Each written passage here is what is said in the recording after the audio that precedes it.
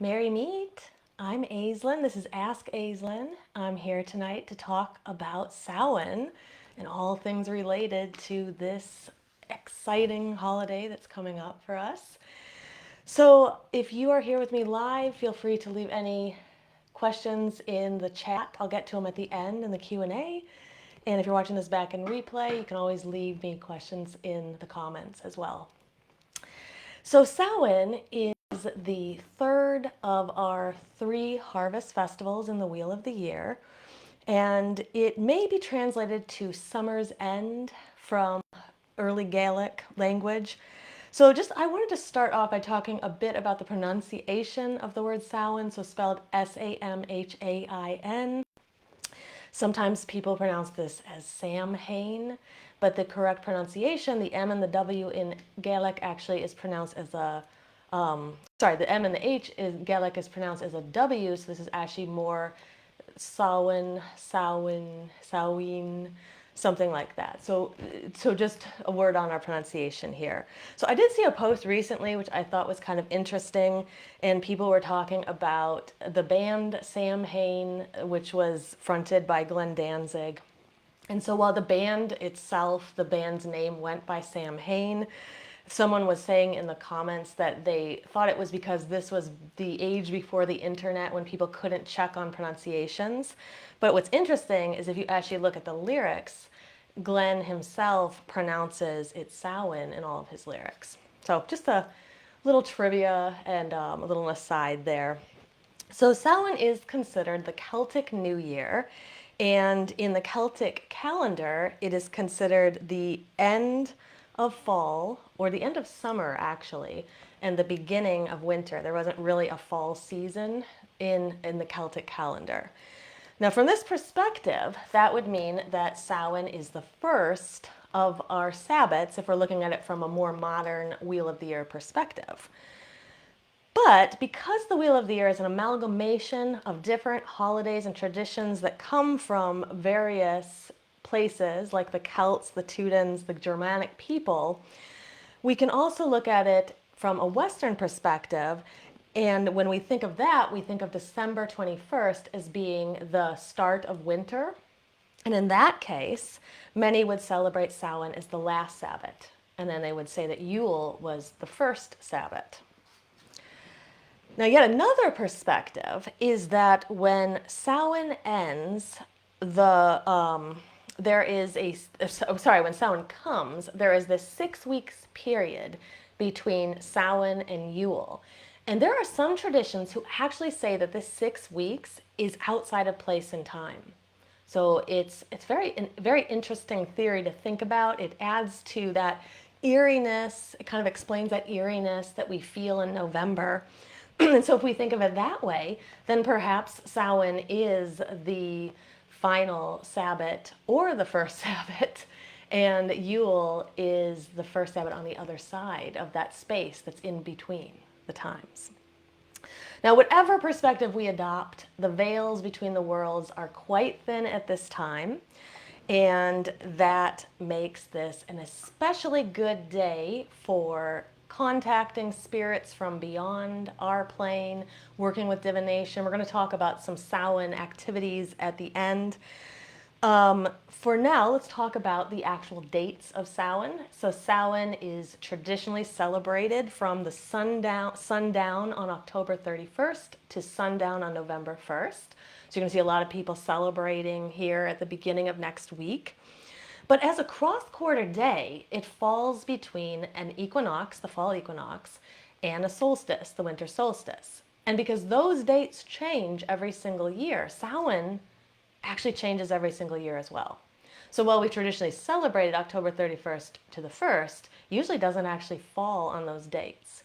So every once in a while, I'll see somebody kind of panicked because they missed a Sabbath or they missed Samhain, and just note that you don't really miss it because remember we have this entire space of time anyway between now and Yule. But the actual day that Samhain falls astrologically in 2022 is actually Sunday, November 6th, if you're west of the Atlantic, and Monday, November 7th for the rest of the world. So even when October 31st comes, November 1st comes, we actually haven't even gone to astrological Samhain yet. Um, so the other thing to consider with all Sabbats is that the Sabbats themselves are not really just one day. So we don't need to debate whether it's October 31st, November 1st, November 6th, November 7th, because the Sabbats themselves are a full season. So we begin feeling the energy of a Sabbat coming several weeks before it comes. So you probably felt it as we moved into October. Everyone started to feel that Samhain energy. And it doesn't just immediately leave us as soon as the holiday's over either. We still feel it on the other side. So there's this space between now and Yule. We've got Samhain energy there for about 3 or 4 weeks, and then we start to transition more into that Yule energy. What that means is it gives us a lot of space to do our workings and do our rituals and just to know that they don't have to all be done on one day. Now, as a part of the Wheel of the Year, I mentioned this in the beginning, Samhain is the third and the final harvest. So if we think of Lunaza, that typically takes place around August 1st, this is our first harvest festival. This is the grain festival, and we cut the grain and we give thanks for the first of the harvest. And then we have Mabon, which falls at the fall equinox, and this is our fruit and our squash and our other vegetables harvest festival. And then we have Samhain. Now, Samhain is traditionally thought of as the meat harvest. It's kind of strange to think, but in ancient times, this is when the remaining livestock were slaughtered and the meat was preserved for the coming winter to make sure that the people would survive it. Now, every Sabbat has a counter-sabbat on the opposite side of the wheel, and for Samhain, the counter-sabbat is Beltane. Beltane has a similar energy to Samhain. Just like all counter-sabbats, they have an energy that's very similar to the one they're across the wheel from. Now, Beltane, the veils are also quite thin, though some would probably say not quite as thin as they are at Samhain, but they're thin nonetheless. And we have an amplified energy out there of nature spirits. There's a lot of fairy activity. This is why we see so much fairy activity around Beltane, is because of the thinness of the veils. Now, at Beltane, the veils thin to let more life in. So just think about what's going on during the wheel at that time. This is when we're planting. This is when the roses and the flowers and the trees are starting to blossom and bud.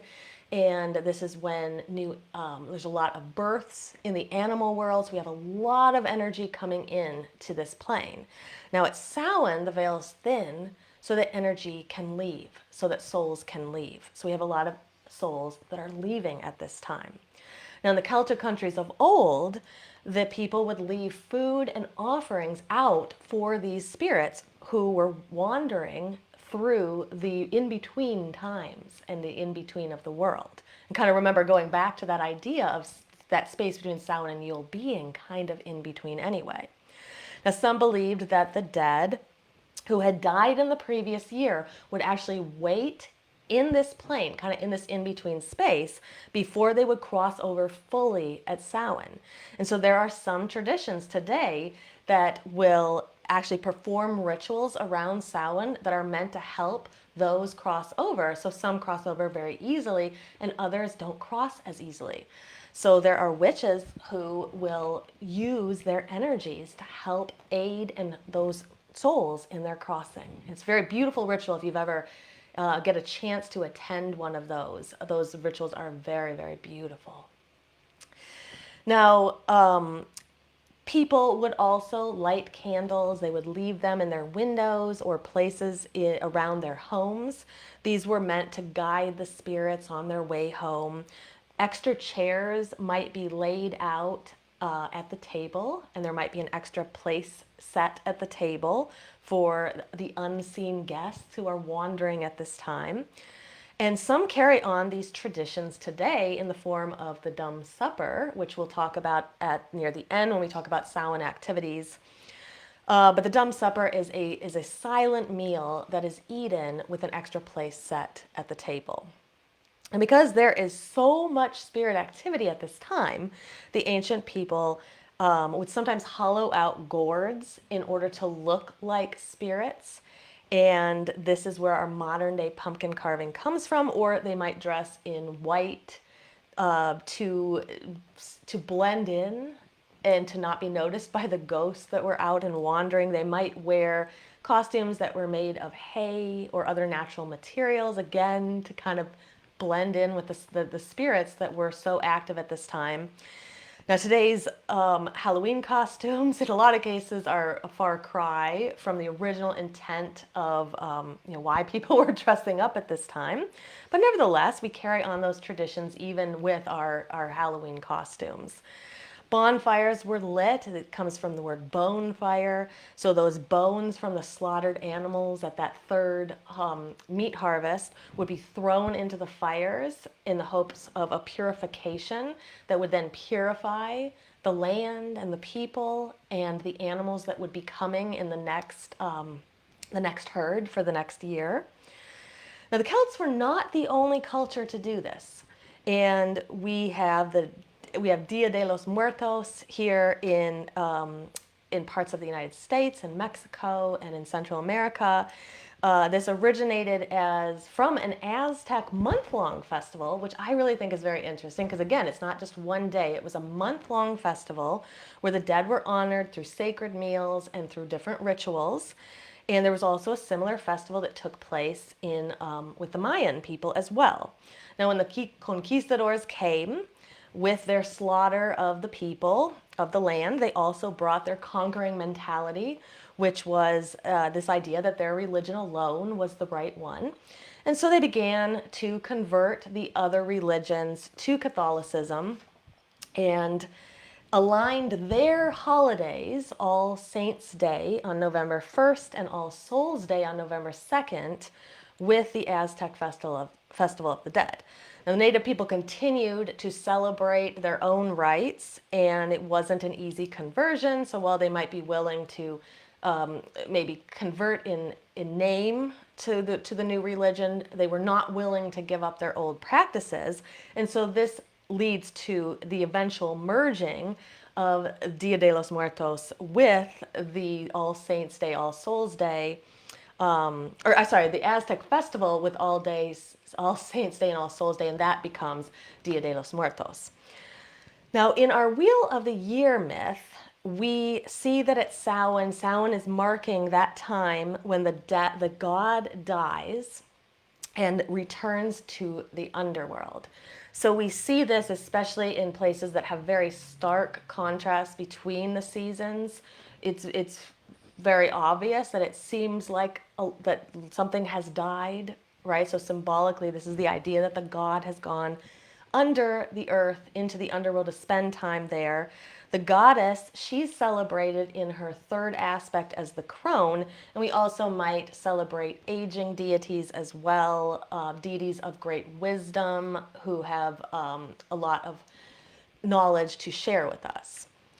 Now, deity archetypes that might be used at this time, like I said, the god and goddess of the underworld, or any god or goddess that's associated with death or some kind of a transition. The horned god is often celebrated at this time, and the messenger and the magician god as well. These archetypes often resonate with the pompadour who goes into the underworld, basically helps to bring the souls of the dead to cross over into the new places that they will continue on their journey. So we see these as our archetypes, but as far as deities go, individual deities, we might worship and honor the Morrigan, Dagda, Cernunnos, Hades, Pluto. You'll see a lot of these are deities that are either associated with death or go to the underworld. Persephone, Hel, Osiris, Ereshkigal, or Inanna, her sister. So Inanna is the queen of heaven, but Ereshkigal is her sister, the counterpart in hell, which is actually an aspect of our own self, our shadow self, which we'll talk about at the end. Caradwen, Hecate, Odin. These are just a few. There are many, many more deities that you could honor at Samhain as well. But these are some that my own coven has honored over the years. Now, as far as Samhain activities, there is so much that we can do. And I'm going to start by talking about the dumb supper that I began talking about kind of in the beginning, and we'll get into some of those activities as other activities as well. So during the dumb supper, this is a really beautiful ritual. If you have the ability to set this up and do this, it's just so gorgeous to do. And so you prepare a meal, and you can use kind of fall association. So when we've done this in our own coven, our maiden, she's really great at cooking and baking. So she usually provides most of the meal for us. And there might be a soup of some kind, squash, potatoes. Just think of kind of these fall foods. And you prepare this meal, and you'll set a place for everyone who's going to participate. So in our coven, everyone would get a space at the table, and then you will set a space for one more person with a plate, with a bowl, with the silverware, with everything, and then fill that space with the food as well. Now, during the meal, it's a little bit different than just setting a table, a place setting for our honored dead, because during this meal, it's not like a normal meal. You do not talk, which is why it's called the dumb supper. So there's no speaking, and it's meant to really symbolically represent what it would be like for our dearly departed to be here near us, but not us. We can't see them, we can't communicate with them, and they really can't communicate very well with us either. At least not in words like we could when we were all living together. So it is a meal that, it could stretch it out 15, 20, 30 minutes. And sometimes it can be a little uncomfortable at first because we're used to talking and connecting when we're eating. But we eat silently, and we think about our own lives, and we think about those who've passed, who we miss dearly. And it's just a very beautiful and moving experience. If you ever have the chance to set that up, I highly recommend it. Now, another thing that you can do is, and I see someone in the comments saying, can we get a list of everything? Yeah, I will make a list of all the activities, and I'll post that as well. Absolutely. So we can do a symbolic descent into the underworld. So there are many ways that you can do this in our shadow work membership, Shadow Seekers. Actually, last weekend we did a meditative descent into the underworld. We came down into the underworld as Anana, who goes through the 7 gates that lead to the underworld and faces Ereshkigal, her sister, who is also her shadow aspect. So you can do something like that. It's a really moving experience. Other things would be you can do mystery plays. So for example, Persephone's descent into the underworld is a different story. So that has to do with her mother Demeter, who searched for her. Persephone was stolen by Hades, who fell in love with her, took her down into the underworld, tricked her into eating some pomegranate seeds, which meant that she had to stay there. And so this explains why we have winter as half of the year. And then Demeter was eventually able to make a deal. Well, she basically said that she would take away her, as the goddess of the earth, she would take away her life-giving abilities to the earth unless she got her daughter back. And so Zeus didn't want this to happen, so they made a deal. Persephone would stay half of the year in the underworld, and then she would get to come back at spring, and then, i.e., why we have life at spring. So you can do a mystery play of this. You can enact this all out, especially if you're very creative. You can actually find scripts online for this, or you can make up your own and get some friends or witchy friends to help you enact that out. That's kind of fun to do. We can also make rattle dolls. So I tried before the episode to see if I could find the ones I actually made. I've made like 3 or 4 of these. I couldn't find them, but I have some that I bought. So I want to show them to you. It's such a fun craft, and they're really easy to make. So you can go to like the 99-cent store or the dollar store. You can get these little skulls that come on skeletons, and a lot of times when you pull the head off, it leaves a hole where it was attached to its body. And so what you do is you put that onto a stick, and before you do so, you can fill the head of the skull with rice And so when you shake it, it rattles like this. And then you can get ribbons and different, anything you want. This one is so neat. So this is meant to be the earth skull rattle doll. So she has like a little crown of branches around her head. So again, like these ones were made by somebody, but we made these in our own coven as well. I have a fire one too. So she's really awesome. And they all shake like that. So such a neat activity that you can do. You could do it with children or on our own coven. We would always make these every year. And then what's really neat about them is that you can then use them during your ceremony to honor the dead, which I'm going to talk about in a second. But here is the air. This is our air doll. And then I really love this one. She is water. And so she has a crown of seashells, and you can see there's seashells that are sewn into her ribbons. But it's just such a cool craft that I really wanted to share it with you. And oh yeah, I noticed too she's got like that right there as well, some seashells. So you can do a ceremony to honor those who crossed over in the previous year. So we oftentimes will call this the tolling of the bells. So usually what happens is that there are people will gather and they will have a list of those who crossed from this Samhain to the previous Samhain. So anytime in this past year. And you call out the names, and you might, if this is how you could use the rattle dolls, so you can be shaking them while the names are called. And then after each name, someone rings a bell. This is why we call it the tolling of the bells. So it's a very somber and very moving ceremony. And I'll mention at the end of this, we are actually going to be hosting an online Samhain ritual, not this weekend, but next weekend. We're going to do a tolling of the bells. You're all invited. So I'll get the details at the end. But during that tolling of the bells ceremony, you can also honor, it doesn't just have to be your relatives. It can be just people that you read about in the paper. It can be celebrities who've crossed over in the year. It can be pets. It can be any soul that's crossed over. You give them this space by naming their name out loud, ringing that bell, shaking something. You can also take a gourd that you've left out in the sun that dries up so that the seeds remain inside. That's a nice way to make a shaker as well. Besides the tolling of the bells, you can do a ceremonial burning of New Year's resolutions, because remember, the idea of Samhain can also be looked at as the Celtic New Year. So we don't have to wait till January 1st in our modern calendar. We can do our New Year's resolutions right now, and that uses the element of fire too, as we burn them and we send our wishes off to the world. You can do a ritual to honor the sacrificed animals. This is a really neat activity.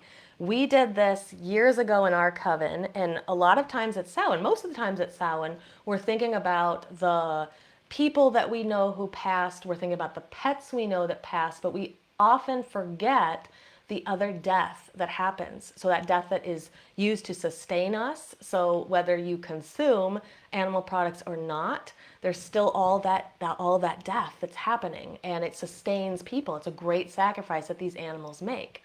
And so we did an awesome ritual where we had animal masks that we got somewhere at Target or something, and everyone in the coven wore an animal mask. And then we did this ritual to honor all of those spirits who've died in the past year, to sustain us, to sustain our pets, to sustain just the life of this world in any way. So very moving and beautiful ceremony that we often don't think of at Samhain, but that's a neat alternative. Now, divination and scrying, these are great at Samhain. Spirit boards, because remember, those veils are very, very thin, so I always love to bring in some kind of a divination during a Samhain ritual. Spirit boards, it doesn't necessarily have to be like your Ouija board that you got at Toys R Us when you were a kid, but you can get really beautiful spirit boards that people make at occult shops or New Age bookstores. You can do scrying. You can take a photo frame that has glass in it or a mirror. You can paint that black, and then you can light a candle and stare into that as a form of scrying and divination and see what images come up for you or what comes to your mind. You could set up an ancestor altar. So the ancestor altar is something that we always do every Samhain, and I'm so excited. This is actually going to be my coven's first in-person Samhain is this weekend, and I'm so excited. We're going to set up an ancestor altar out front. And so what we do here is to put a nice cloth over it, and you just invite people, or if it's just you, just put mementos or pictures of your ancestors, your dearly departed loved ones, anybody who you consider to have been some kind of an influence on your life. So when we do this, we usually have people bring in jewelry and pictures. Sometimes we have so much stuff that we set up two altars, two ancestor altars. So we have one for humans and we have one for animals.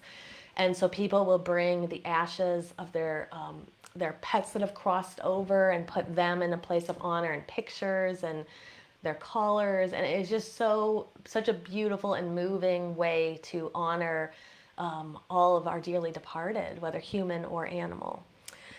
Now, as far as your main altar goes, if you want to set up just a main altar for Samhain, you can decorate it with colors. Like I like to use for an altar cloth, I'd like to use like orange, red, black, brown. These fall colors are really good. We have a altar cloth that has some skulls on it, which is sometimes nice. Those are also nice for the ancestor altar.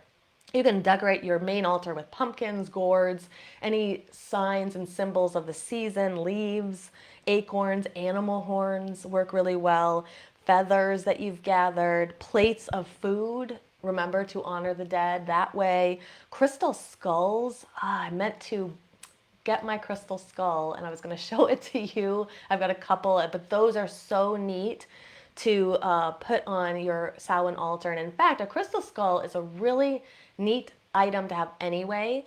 We actually have one on our altar at all times during our Sabbath rituals, no matter what Sabbath it is, because it's a connection to the hidden company or the mighty dead, as Christopher Penczak talks about.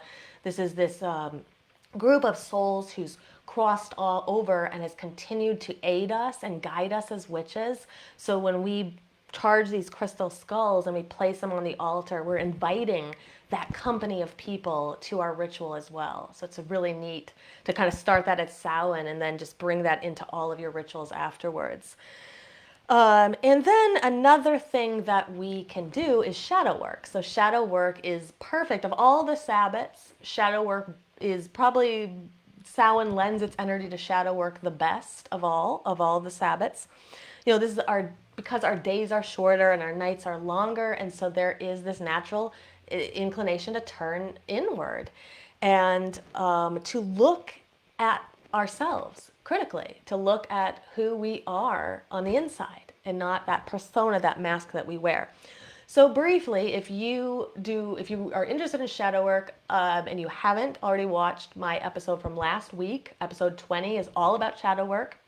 And there's a couple of others that are about shadow work as well, but I recommend go back and watch some of those if you're interested in learning more about shadow work. But briefly, shadow work is an alchemical process where we dig really deep down into the unconscious and we look at what is there. We process what's there. We try to integrate that into our personality as a whole. So what happens is that we wear these masks most of the time. Our persona covers what's really going on inside of us. This is our likable personality that we show to the world. It hides our insecurities and it hides these darker parts of ourselves. Now, Carl Jung, who's considered the godfather of shadow work, he said that the shadow personifies everything that we refuse to acknowledge about ourselves. And it is a tight passage. I love this quote he said. He said, "It is a tight passage, a narrow door, whose painful constriction no one is spared," that's important, "who goes down to the deep well." So it sounds kind of scary and everything, but what Jung said is that we should never fear this process because it's tough and it's often painful work, but at the same time, when we face and we acknowledge these aspects of ourselves, we free up the energy that was used to keep that shadow at bay or keep it buried down underneath the surface. We free that up for other things. This means we've got more energy for our spiritual evolution and our spiritual development. And so this is why when people engage in shadow work, even though a lot of what you're doing is emotional, it kind of seems like therapy at times, but it's why people will see these huge leaps in their intuition when they do this, or they'll see these huge leaps in their magical practices, their spiritual practices, their spiritual abilities, because you free up all this energy when you're able to face and integrate those parts of yourself that you were using all that energy up to cover them, to keep them down. So this work has to be done one way or another. So I think it's it's important for us to talk about this at Samhain because of our, this connection to the other world and death, and it makes us think of our own crossing as well. When we're faced by the death of someone that we love, even if this is unconscious, we can't help but think of our own mortality as well. So this work must be done one way or the other. So we've got to work on ourselves, whether we're going to do it here in this plane on the earth, or we're going to do it in the next space. So when we cross over in that space before we incarnate into the next form we'll take, we've got to do the work somewhere. So most people do not do the work here. Most people do not. They repress the shadow, they deny its existence, they never really face what's underneath it all. And then when we die and the mask falls off, the people who didn't work on this stuff while they were living are startled to discover what's there. It can be very, very startling. And what's interesting about this is this may actually be where that idea of limbo or purgatory comes from. So being so startled by what you have not faced while you were alive, that you then have to process it in that in-between space before the next incarnation. Now, the more work that we do here, though, the easier the transition will be. And so my advice is do it now. I recommend do your work now, because not only do you have a better transition, but you also get to live a better life here too. Because remember that whole amplification of your spiritual abilities. So why not, right? Now Samhain's the perfect time to start this. And so if you're interested, I recommend, like I said, watch some of my other videos. And you can find them on the page Body Mind Witchcraft. You can find them in the group Body Mind Witchcraft, and you can find them on YouTube Body Mind Witchcraft. They're all there. And you can also join our group Body Mind Witchcraft if you're not already in it, because there I share a lot of information about shadow work pretty frequently, and energy work, which also goes hand in hand with that. And you can also, on your own, just contemplate your own inner darkness. So what does that mean to you? So perhaps get a journal where you write down some of your thoughts when you think about what is my own inner darkness, what comes up for you. Contemplate your triggers. That's a really important thing here. Try to remove the other person from this. So it's not to say that the person who's triggering us or the thing that's triggering us isn't real and doesn't have their own work to do. But we want to evolve spiritually and emotionally. We need to remove them, their part of it, and we need to really take a critical look at what do the triggers say about us? What does it say about us that we were triggered by this thing? So if you become interested, once you do some work and watch some videos and do some reading about shadow work, if you become interested in it, we do have a new membership. It started a few months ago. It's called Shadow Seekers. We do a deep dive into shadow work and energy work. Our goal is to up-level our spiritual practices, increase our intuition and our clairsenses and all those good things that we all want, as witches and empaths and spiritually minded people. So like I mentioned, we had a descent into the underworld this past weekend. We had a ritual last month where we faced our fears and our negative energy, and we burned that away with the goddess Kali. We have an awesome workshop coming up, which is about Chiron, the wounded healer. So Chiron is this place in your astrological chart which shows the wound in your chart, and most people don't ever look at this. But if you look at it critically and you look at the myth of Chiron, who himself was a wounded healer, he was able to heal other people because of his wound. So you actually find out where your gifts are. And once you know that and you know how to heal that wound, you up level your own self-healing and your ability to heal others. So it's a really awesome workshop coming up. And we have so many other good things. We're doing a ritual with Odin next month called the Wisdom of Being the Hanged Man. So there's just so many good things coming up. So if you're interested, right now the membership is closed. Our doors are closed, but we are going to open them very briefly at the end of November. We're going to let in a few more people. We're not taking many people this time, but we're going to let in some. So if you're interested in this, I recommend commenting, or you can private message me or DM me and let me know. I'll make sure you get on the waiting list so you're the first to know when we're ready to open the doors. You can get all the details first. You can make your decision, before I even open them. And finally, I wanted to mention that we have, and I've got some questions here I'm going to answer in just a second. So let me just end here before the Q&A. I'm going to end with our Samhain is going to take place on Sunday, 11/6 at 4 p.m. Pacific time. That would be 7 p.m. Eastern time. It's online. This is a joint ritual with Coven of Midnight's Flame. That is my coven. Our maiden Beth, she's going to be joining me for this Samhain ritual. It is going to be really great. We are going to honor Hecate.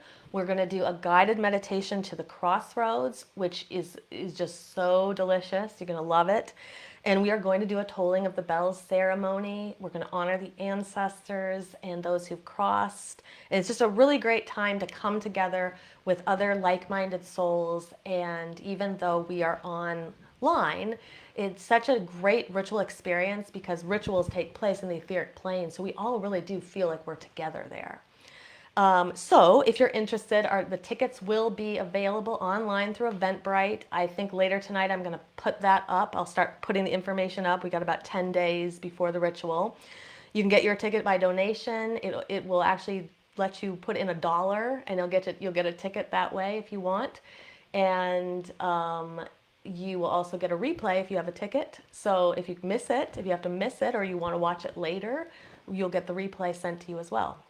So look for more details about that. We're really excited. We hope that some of you will join us. Samhain is one of those Sabbats where we notice in our own coven we get more people interested around this time, and it is just a really great ability. It's such a great ability to be able to bring things to people online, and we can reach so many more people than we were able to when we're just in person, which we love the in-person stuff, but we also love the online stuff. It's the best of both worlds to have both available to us. So let me see here. So we had someone ask the question about, do we run a group about shadow work? Yes, we do. So that's called the Shadow Seekers, like I said. And if anybody's interested, you let me know. I'm building my wait list right now. We have some really great members in there right now. You're going to love them. You're going to love everything we do in there. Now, someone asked, what if your trigger is your younger self? Okay, so that's a really good question, because the younger self or the inner child is an aspect that we can use through shadow work. We can heal the inner child. We can heal the connection to that spirit, that being. I've done a lot of work with the inner child before. I actually was taken to, I went to Sedona years ago, and I had a woman guide me through a past life regression, and then we did some inner child work. And through the past life regression, we found an aspect of myself that was unhealed as like an old woman.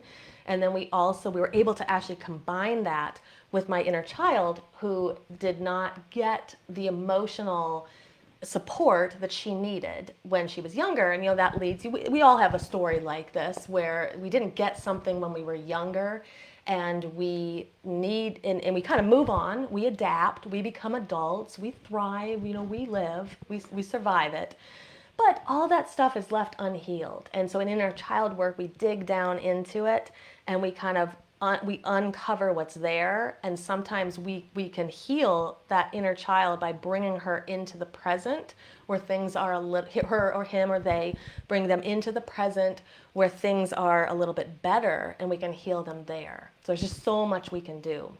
But it is very common to be triggered by the younger self, and just know that inner child work and younger self work is a component of shadow work. So if anybody has any other questions, I'll stay on for a minute or two. And but again, like I said, Samhain's just such an exciting time. I think for a lot of people, it really makes us understand why we're on this path, why we are witches, what we're doing here. It helps us understand all of that.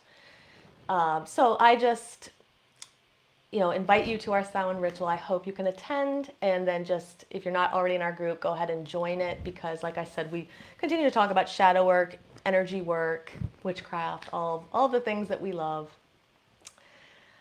All right, well, I am going to sign off for now, and if there's any questions I missed, I'll go back and I will look at that chat, and I'll get to you guys later if I missed anything. Sometimes it's hard when I'm on the live to see what's going on here, but I always go back in the chat later and I'll answer any questions there. Or anybody who leaves them in replay, I will always go in and I will answer all your questions, okay? And I invite you also to DM me. I'm always available to answer questions and hopefully give you some guidance.